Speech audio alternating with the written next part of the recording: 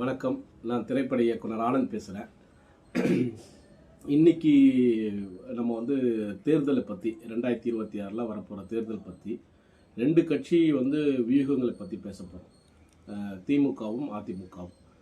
திமுக என்ன பண்ணுறாங்கன்னா, உடன்பிறப்பை வா அப்படின்னு தன்னுடைய நிர்வாகிகள் எல்லாம் கூப்பிட்டு நம்ம ஆட்சியில் நடந்த நல்ல விஷயங்களை சொல்லுங்கள் அப்படின்னு நிர்வாகிகள் எல்லாம் கூப்பிட்டு அவங்கள சொல்ல வைக்கிறாரு. ஸோ இது திமுகவில் நடக்கிற விஷயம். அதிமுகவில் என்ன நடக்குதுன்னா, பொதுச் செயலாளர் எடப்பாடியார் அவர்கள் மட்டுமே போய் இப்போ பிரச்சாரம் பண்ணிகிட்டு இருக்காரு. கிட்டத்தட்ட 1 மாதமாக நடந்த விஷயத்தை எல்லாம் சொல்லிகிட்டு இருக்காரு. இதில் என்ன டிஃப்ரெண்ட்டுன்னா, ஒரு விஷயத்தை ஒரு 1000 பேர் போய் தமிழ்நாடு முழுக்க சொல்லும்போது, லட்சம் பேர் சொல்லும்போது ஈஸியாக ரீச் ஆகும்.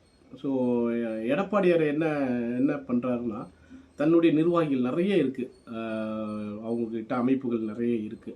அந்த அமைப்பை சேர்ந்தவங்க பேச்சாளர்களை எல்லாரையும் வர வச்சு கிளை கழகம் முதல் எல்லா இடத்துலையும் பொதுக்கூட்டம் போட்டு திமுகவுடைய தவறுகளை சுட்டி காட்டினாதான் மக்களுக்கு ரொம்ப ஈஸியாக போய் ரீச் ஆகும் அப்படிங்கிறது என்னுடைய கருத்து. ஸோ எடப்பாடியார் அவர்கள் செய்ய வேண்டிய முக்கியமான வேலை தன்னுடைய அமைப்பில் இருக்க எல்லாரையுமே வேலை செய்ய வைக்கிறது தான். நன்றி, வணக்கம்.